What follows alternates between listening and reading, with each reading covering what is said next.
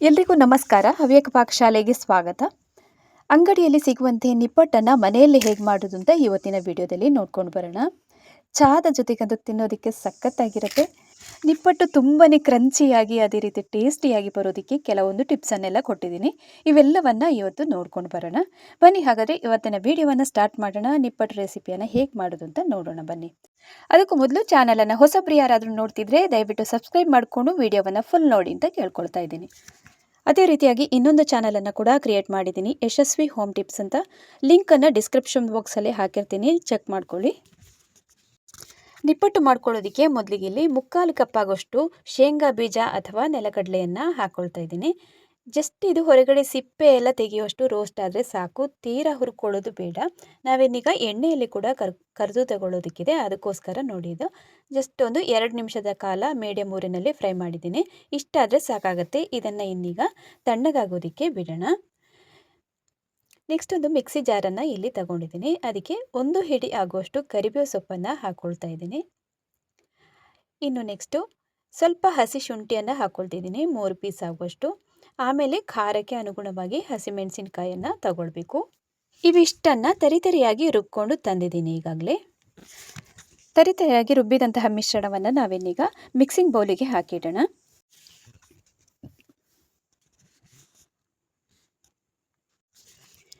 Mixing ಬೌಲಿಗೆ ಹಾಕಿ ಆದ ನಂತರ ಇದನ್ನೊಂದು ಸೈಡಲ್ಲಿ ಇಟ್ಟಿರೋಣ.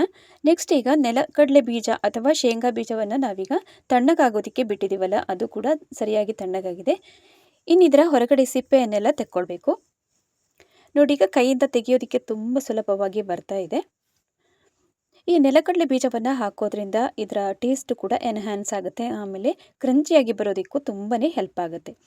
ಈಗ ನೋಡಿ, ಕೈಯಿಂದ ಈ ಥರ ತೆಗೆಯೋದಕ್ಕೆ ಬರ್ತಾ ಇದೆ ಸಿಪ್ಪೆ. ನೀವು ಇದನ್ನು ಈ ಥರ ಕೈಯಲ್ಲಿ ಉಜ್ಜಿ ಆದರೂ ತೆಗಿಬೋದು ಸಿಪ್ಪೆಯನ್ನು, ಅಥವಾ ಬಟ್ಟೆ ಮೇಲೆ ಹಾಕಿ ಅದನ್ನು ಕೂಡ ಉಜ್ಜೋದ್ರಿಂದ ಹಾಗೆ ಕೂಡ ಸಪ್ರೇಟಾಗಿ ಮಾಡ್ಕೊಳ್ಬಹುದು. ಈಗ ನೋಡಿ, ಬೀಜದಿಂದ ಸಿಪ್ಪೆಯನ್ನೆಲ್ಲ ಸಪ್ರೇಟಾಗಿ ಮಾಡಿ ತಂದಿಟ್ಟಿದ್ದೀನಿ. ಇನ್ನು ಇದನ್ನು ಮಿಕ್ಸಿ ಜಾರಿಗೆ ಹಾಕಿ ನಾವೀಗ ತರಿತರಿಯಾಗಿ ರುಬ್ಕೊಳ್ಬೇಕು. ಇದನ್ನು ಕೂಡ ಈಗ ನೋಡ್ಬೋದು, ತರಿತರಿಯಾಗಿ ರುಬ್ಕೊಂಡು ತಂದಿದ್ದೀನಿ. ಇದನ್ನು ಈಗ ನಾವಾಗಲೇ ಮಿಕ್ಸಿಂಗ್ ಬೌಲಿಗೆ ಹಾಕಿಟ್ಟಿದ್ದೀವಲ್ಲ, ಕರಿಬೇವು ಸೊಪ್ಪು, ಹಸಿಮೆಣಸಿನ್ಕಾಯಿ, ಶುಂಠಿಯ ಪೇಸ್ಟ್ ಇದೆಯಲ್ಲ, ಅದಕ್ಕೆ ಹಾಕ್ಕೊಳ್ಬೇಕು. ಇದನ್ನು ಕೂಡ ಈಗ ಶೇಂಗಾ ಪುಡಿಯನ್ನು ಹಾಕಿದ್ದಾಯಿತು, ಹಸಿಮೆಣಸಿನ್ಕಾಯಿದ್ದು ಪೇಸ್ಟ್ ಕೂಡ ಹಾಕಿದ್ದಾಯಿತು. ನೆಕ್ಸ್ಟ್ ಈಗ ಇಲ್ಲಿ ಅಕ್ಕಿ ಹುಡಿಯನ್ನು ತಗೊಂಡಿದ್ದೀನಿ. 2 ಕಪ್ ಆಗುವಷ್ಟು ಅಕ್ಕಿ ಹುಡಿ ಇದೆ, ಇದನ್ನು ಕೂಡ ಅದಕ್ಕೆ ಹಾಕ್ಕೊಳ್ಬೇಕು.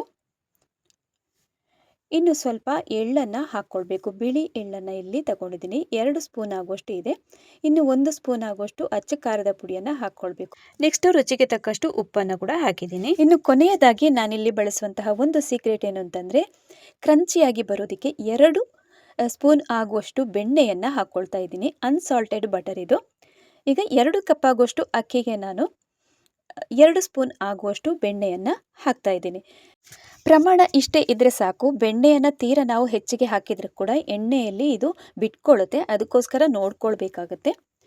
ಅಷ್ಟು ಪ್ರಮಾಣ ಹದವಾಗಿರುತ್ತೆ. 2 ಸ್ಪೂನ್ ಆಗುವಷ್ಟು ಹಾಕಿದರೆ ಸಾಕು, 2 ಕಪ್ ಆಗುವಷ್ಟು ಅಕ್ಕಿ ಹುಡಿಗೆ. ಈಗ ನೋಡಿ, ಕೈಯಲ್ಲಿ ಈ ಥರ ಮಾಡಿದಾಗ ಅದು ಒಟ್ಟಾಗಿ ಹೀಗೆ ಟೆಕ್ಸ್ಚರಲ್ಲಿ ಬಂದಿರಬೇಕು. ಈಗ ಸರಿಯಾಗಿ ಮಿಕ್ಸ್ ಮಾಡಿ ಆದ ನಂತರ ಸ್ವಲ್ಪನೇ ನೀರನ್ನು ಹಾಕ್ಕೊಂಡು ನಾವಿನ್ನೀಗ ಚಪಾತಿ ಹಿಟ್ಟಿನ ಹದಕ್ಕೆ ಇದನ್ನು ಕಲಿಸ್ಕೊಳ್ಬೇಕು.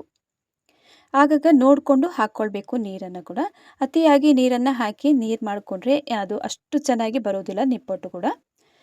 ಬೆಣ್ಣೆಯನ್ನು ಹಾಕೋದ್ರಿಂದ ಇದು ತುಂಬ ಸಾಫ್ಟಾಗಿ ಗರಿಗರಿಯಾಗಿ ಬರೋದಕ್ಕೆ ಸಹಾಯ ಆಗುತ್ತೆ. ಸಾಮಾನ್ಯವಾಗಿ ನಿಪ್ಪಟ್ಟಾಗಲಿ ಚಕ್ಕುಲಿಯಲ್ಲೆಲ್ಲ ಮಾಡ್ಕೊಳ್ವಾಗ ಎಣ್ಣೆಯನ್ನು ಬಿಸಿ ಮಾಡಿ ಹಾಕೋದು ರೂಢಿಯಾಗಿದೆ. ಬಟ್ ಈ ಥರ ಬೆಣ್ಣೆಯನ್ನು ಹಾಕೋದ್ರಿಂದ ತುಂಬಾ ಕ್ರಂಚಿಯಾಗಿ ಸಾಫ್ಟಾಗಿ ಕೂಡ ಬರುತ್ತೆ, ತಿನ್ನೋದಕ್ಕೆ ತುಂಬಾ ರುಚಿಯಾಗಿರುತ್ತೆ. ಈಗ ನೋಡ್ಬೋದು, ಚಪಾತಿ ಹಿಟ್ಟಿನ ಹದಕ್ಕೆ ನಾನೀಗ ಕಲಸ್ಕೊಂಡಿದ್ದೀನಿ. ಇನ್ನೀಗ ಸಣ್ಣ ಬಾಲ್ಗಳನ್ನಾಗಿ ಮಾಡ್ಕೊಳ್ಬೇಕು. ನೋಡಿ, ಹದ ನೋಡ್ಬೋದು ನೀವು, ಈ ಥರ ಇದೆ ನೋಡಿ. ಕೈಯಲ್ಲಿ ಮುಟ್ಬೇಕಾದ್ರೆ ನೋಡಿ, ಈ ಥರ ಉಂಡೆ ಥರ ಬರಬೇಕದು, ಅಷ್ಟಾದರೆ ಸಾಕಾಗುತ್ತೆ ಕಲಸ್ಕೊಂಡದ್ದು. ಈಗ ಸಣ್ಣ ಬಾಲ್ಗಳನ್ನಾಗಿ ಮಾಡಿ ಒಂದು ತಟ್ಟೆಯಲ್ಲಿ ಹಾಕಿಡೋಣ. ಎಲ್ಲ ಬಾಲ್ಗಳನ್ನು ಅದೇ ರೀತಿಯಾಗಿ ಮಾಡಿ ಇಟ್ಕೊಳ್ಬೇಕು. ಆಮೇಲೆ ನಮಗೆ ಒತ್ತೋದಕ್ಕೂ ಕೂಡ ತುಂಬ ಸುಲಭ ಆಗುತ್ತೆ. ಇನ್ನು ಬಾಲ್ ಸೈಜ್ ನೀವು ಯಾವ ಥರ ಬೇಕಾದರೂ ಮಾಡ್ಕೊಳ್ಬೋದು. ನಿಪ್ಪಟ್ಟಿನ ಸೈಜಿಗೆ ಅನುಗುಣವಾಗಿ ಇದನ್ನು ಉಂಡೆಗಳನ್ನಾಗಿ ಮಾಡಿದರೆ ಆಯಿತು. ನಾನಿಲ್ಲಿ ಮೀಡಿಯಮ್ ಸೈಜಿನ ಉಂಡೆಗಳನ್ನಾಗಿ ಮಾಡ್ಕೊಂಡಿದ್ದೀನಿ. ಎಲ್ಲವನ್ನು ಕೂಡ ಅದೇ ರೀತಿಯಾಗಿ ಒಂದೇ ಸೈಜಲ್ಲಿ ಬಾಲನ್ನಾಗಿ ಮಾಡಿ ಇಟ್ಕೊಳ್ಬೇಕು. ಆವಾಗ ನಿಮಗೆ ಒತ್ತೋದಕ್ಕೆ ಕೂಡ ಸುಲಭ ಆಗುತ್ತೆ. ಈಗ ನೋಡ್ಬೋದು ಎಲ್ಲ ರೆಡಿ ಮಾಡಿ ಇಟ್ಕೊಂಡಿದ್ದೀನಿ. ಇನ್ನೊಂದು ಪ್ಲಾಸ್ಟಿಕ್ ಶೀಟನ್ನು ಇಲ್ಲಿ ತಗೊಂಡಿದ್ದೀನಿ. ಅದಕ್ಕೆ ಮೇಲಿಂದ ನಾವು ಒತ್ಕೊಳ್ಳೋದಕ್ಕೆ ಇನ್ನೊಂದು ಸಣ್ಣ ಪ್ಲಾಸ್ಟಿಕ್ಕನ್ನು ಕೂಡ ಒಟ್ಟಿಗೆ ಇಟ್ಕೊಳ್ಬೇಕು. ಅದೊಂದು ಸಾಮಾನ್ಯ ಸೈಜಲ್ಲಿದ್ದರೆ ಸಾಕು, ಸಣ್ಣಕ್ಕಿದ್ರೆ ಸಾಕು. ಇನ್ನೀಗ ಅಡಿ ಭಾಗಕ್ಕೆ ನಾವೀಗ ಎಣ್ಣೆಯನ್ನು ಹಾಕ್ಕೊಳ್ಬೇಕು. ಈ ಥರ ಪ್ಲಾಸ್ಟಿಕ್ ಶೀಟ್ ಮೇಲಾದರೂ ಮಾಡ್ಕೊಳ್ಬೋದು ಅಥವಾ ಬಟರ್ ಪೇಪರ್ ಮೇಲಾದರೂ ಮಾಡ್ಕೊಳ್ಬೋದು. ನಿಮಗೆ ಯಾವುದು ಅನುಕೂಲವಾಗಿರುತ್ತೋ ಅದನ್ನು ಮಾಡ್ಕೊಳ್ಬೋದು. ಅಥವಾ ಇನ್ನೊಂದು ವಿಧಾನದಲ್ಲಿ ಮಾಡ್ಬೋದು, ಬಾಳೆ ಎಲೆಯನ್ನು ಕೂಡ ಅದರಲ್ಲಿ ಎಣ್ಣೆ ಸವರಿ ಕೂಡ ಮಾಡ್ಕೊಳ್ಳೋದಕ್ಕೆ ಬರುತ್ತೆ. ಇಲ್ಲಿ ನಾನಿವತ್ತು ಸ್ವಲ್ಪ ಸುಲಭ ಆಗುತ್ತೆ ಈ ಥರ ಪ್ಲಾಸ್ಟಿಕ್ ಶೀಟಲ್ಲಿ ಹಾಕಿ ಮಾಡೋದ್ರಿಂದ. ಈಗ ಒಂದೊಂದು ಉಂಡೆಯನ್ನು ಸ್ವಲ್ಪ ಡಿಸ್ಟೆನ್ಸಲ್ಲಿ ಇಟ್ಕೊಂಡು ನಾವೀಗ ಒತ್ತೋದಕ್ಕೆ ನೀವು ಯಾವ ರೀತಿಯಲ್ಲಿ ಉಂಡೆಗಳನ್ನಾಗಿ ಮಾಡಿದ್ದೀರಿ ಅದರ ಮೇಲೆ ಡಿಪೆಂಡ್ ಆಗುತ್ತೆ. ಇನ್ನೊಂದು ಸಣ್ಣ ಪ್ಲಾಸ್ಟಿಕ್ಕನ್ನು ನಾನಾಗಲೇ ತೋರಿಸಿದ್ದೀನಲ್ಲ, ಅದನ್ನು ಇಟ್ಕೊಂಡು ನೋಡಿ ಈ ಥರ ಅದರ ಮೇಲಿಂದ ಒಂದು ಸಣ್ಣ ಬೌಲನ್ನು ತಗೊಂಡು ಈ ಥರ ಮಾಡ್ಕೊಳ್ಬೇಕು. ಆವಾಗ ಈವನ್ ಆಗಿ ನಮಗೆ ಎಲ್ಲ ನಿಪ್ಪಟ್ಟು ಕೂಡ ಒಂದೇ ಶೇಪಲ್ಲಿ ಬರುತ್ತೆ. ಅಥವಾ ಒಂದು ಸಣ್ಣ ಕಪ್ಪಿದ್ರೆ ಅದನ್ನು ಕೂಡ ಈ ಥರ ಮೇಲೆ ಇಟ್ಕೊಂಡು ಪ್ರೆಸ್ ಮಾಡಿಕೊಂಡು ಬಂದರಾಯಿತು. ತುಂಬ ತೆಳ್ಳಗೆ ಮಾಡ್ಕೊಳ್ಳೋದು ಬೇಡ, ಸ್ವಲ್ಪ ಮೀಡಿಯಮ್ ದಪ್ಪದಲ್ಲಿ ಇದ್ದರೆ ಸಾಕಾಗತ್ತೆ. ಎಲ್ಲ ಉಂಡೆಗಳನ್ನು ಕೂಡ ಅದೇ ರೀತಿಯಾಗಿ ಹೀಗೆ ಪ್ರೆಸ್ ಮಾಡ್ತಾ ಬಂದು ನಿಪ್ಪಟ್ಟನ್ನು ರೆಡಿ ಮಾಡ್ಕೊಂಡಿದ್ದೀನಿ. ಇನ್ನೀಗ ನೋಡಿ ಯಾವ ಥರ ದಪ್ಪದಲ್ಲಿ ಬಂದಿದೆ ಅಂತ ನೋಡ್ಬೋದು. ಇಲ್ಲಿ ಮುಖ್ಯವಾಗಿ ಗಮನಿಸಬೇಕಾದಂತಹ ಅಂಶ ಏನು ಅಂತಂದರೆ, ನಾವೀಗ ಎಣ್ಣೆಯಲ್ಲಿ ಹಾಕ್ತೀವಲ್ಲ, ಕಾದ ಎಣ್ಣೆಯಲ್ಲಿ ಮೀಡಿಯಮ್ ಉರಿಗಿಂತ ಸ್ವಲ್ಪ ಜಾಸ್ತಿಯಲ್ಲಿ ಇಟ್ಕೊಂಡು ಶುರುವಿಗೆ ನಾವು ಹಾಕ್ಕೊಳ್ಬೇಕಾಗತ್ತೆ ಎಲ್ಲ ನಿಪ್ಪಟ್ಟನ್ನು ಕೂಡ. ಇಲ್ಲಾಂತಂದರೆ ಎಣ್ಣೆಯಲ್ಲಿ ಬಿಟ್ಕೊಳ್ಳೋ ಚಾನ್ಸಸ್ ಇದೆ. ಕಮ್ಮಿ ಉರಿಯಲ್ಲಿ ಇದ್ದಾಗ ಯಾವತ್ತೂ ಹಾಕೋದಕ್ಕೆ ಹೋಗಬೇಡಿ. ಹಾಕಬೇಕಾದ್ರೆ ಮಾತ್ರ ಒಂದು 2 ನಿಮಿಷ ಹಾಗೆಯೇ ಮೀಡಿಯಮ್ ಉರಿನಲ್ಲಿ ಬೇಯಬೇಕಿದು. ಮತ್ತು ಇದನ್ನು ಲೋ ಫ್ಲೇಮಿಗೆ ತರಬೇಕು. ಈಗ ನೋಡಿ 2 ನಿಮಿಷ ನಾನು ಹಾಗೆಯೇ ಬಿಟ್ಕೊಂಡಿದ್ದೀನಿ ಮೀಡಿಯಮ್ ಉರಿನಲ್ಲಿ. ಆಮೇಲೆ ಈಗ ಸೌಟನ್ನು ಹಾಕಿದ ನಂತರ ಇನ್ನೀಗ ಲೋ ಫ್ಲೇಮಲ್ಲಿ ಇಟ್ಕೊಂಡು ಇದನ್ನು ಹುರ್ಕೊಳ್ಬೇಕಾಗತ್ತೆ. ಒಂದು 5ರಿಂದ 10 ನಿಮಿಷ ಆದರೂ ಡೀಪ್ ಫ್ರೈ ಮಾಡ್ಕೊಳ್ಬೇಕು. ನೀವೇನಾದರೂ ಮೀಡಿಯಮ್ ಊರಿನಲ್ಲೇ ಕೊನೆ ತನಕ ಮಾಡಿದ್ರಿ ಅಂತ ಆದರೆ ಅದು ಸರಿಯಾಗಿ ಬೇಯಲ್ಲ, ಒಳಗಡೆ ಎಲ್ಲ ಮೇಲ್ಭಾಗ ಮಾತ್ರ ಕಪ್ಪಾಗಿ ಹೋಗುತ್ತೆ. ಈಗ ನೋಡ್ಬೋದು ನೊರೆ ಎಲ್ಲ ಬರೋದು ಸ್ಟಾಪ್ ಆಗಿದೆ. ನೊರೆ ಬರೋದೆಲ್ಲ ಸ್ಟಾಪ್ ಆಯಿತು ಅಂದರೆ ಸರಿಯಾಗಿ ಬೆಂದಿದೆ ಅಂತ ಅರ್ಥ. ಇನ್ನಿದನ್ನು ತೆಗಿಯೋಣ. ಬೆಣ್ಣೆಯನ್ನು ಹಾಕಿರೋದ್ರಿಂದ ಸ್ವಲ್ಪ ಕೇರ್ಫುಲ್ ಆಗಿರಬೇಕು. ಒಂದು ವೇಳೆ ನಿಮಗೆ ಎಣ್ಣೆಯಲ್ಲಿ ಬಿಟ್ಟಿತ್ತು ಅಂತಂದರೆ ಹೈ ಫ್ಲೇಮಿಗೆ ಇಟ್ಕೊಂಡು ಸ್ವಲ್ಪ ಹೊತ್ತು ಹಾಗೇ ಬಿಡಿ. ಮತ್ತು ನಿಪ್ಪಟ್ಟನ್ನು ಹಾಕ್ಕೊಂಡು ಆಮೇಲೆ ಒಂದು ನಿಮಿಷ 2 ನಿಮಿಷ ಹಾಗೆಯೇ ಬಿಟ್ಟ ಮೇಲೆ ಸೌಟನ್ನು ಹಾಕ್ಕೊಳ್ಬೋದು. ಈಗ 1ನೇ ಬಾರಿದೆಲ್ಲ ತಗೊಂಡಿದ್ದೀನಿ. 2ನೇ ಬಾರಿಗೆ ಈಗ ಹಾಕಬೇಕಾದ್ರೆ ಸ್ವಲ್ಪ ಮೀಡಿಯಮ್ಗಿಂತ ಜಾಸ್ತಿ ಉರಿಯಲ್ಲಿ ಇಟ್ಕೊಂಡಿದ್ದೀನಿ. ಇನ್ನು 2 ನಿಮಿಷ ಹಾಗೆಯೇ ಬಿಡಬೇಕು. ಇದನ್ನು ಬಿಟ್ಟ ನಂತರ ನೋಡಿ ಈಗ ಸೌಟನ್ನು ಹಾಕ್ತಾಯಿದ್ದೀನಿ. ಇನ್ನು ನೊರೆ ಎಲ್ಲ ಬರೋದು ಫುಲ್ ಸ್ಟಾಪ್ ಆಯಿತು ನೋಡಿ, ಗೋಲ್ಡನ್ ಬ್ರೌನ್ ಕಲರಿಗೆ ಕೂಡ ಬಂದಿದೆ. ಇಷ್ಟಾದರೆ ಸಾಕು, ಇನ್ನಿದನ್ನು ತೆಗಿಬೋದು. ಸಂಜೆ ಟೀ ಟೈಮ್ಗೆಲ್ಲ ತಿನ್ನೋದಕ್ಕಂತೂ ಸೂಪರ್ ಆಗಿರುತ್ತೆ.